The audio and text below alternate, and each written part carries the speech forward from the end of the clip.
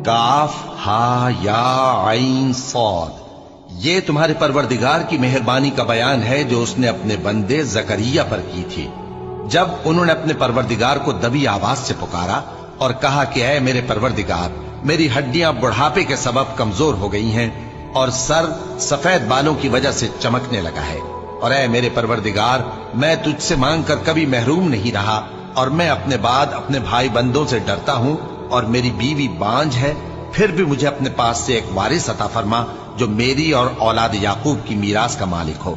और ऐ मेरे परवरदिगार, उसको खुश अखलाक बनाइयो। फरमाया, ऐ जकरिया, हम तुमको एक लड़के की बिशारत देते हैं जिसका नाम याहिया होगा। इससे पहले हमने उस नाम का कोई शख्स पैदा नहीं किया।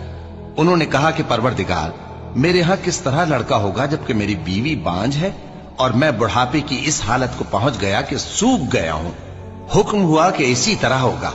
तुम्हारे परवरदिगार ने फरमाया है कि मुझे ये आसान है और मैं पहले तुमको भी तो पैदा कर चुका हूं और तुम कुछ चीज न थे।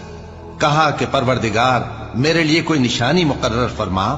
फरमाया, निशानी ये है कि तुम सही और सालिम होते हुए 3 रात दिन लोगों से बात न कर सकोगे।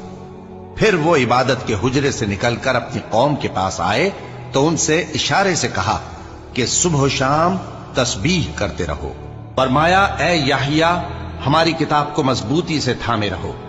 और हमने उनको लड़कपन ही में दानाई अता फरमाई थी और अपने पास से शफकत और पाकीज़गी दी थी, और वो परहेजगार थे और वो अपने माँ बाप के साथ नेकी करने वाले थे और सरकश और नाफरमान नहीं थे।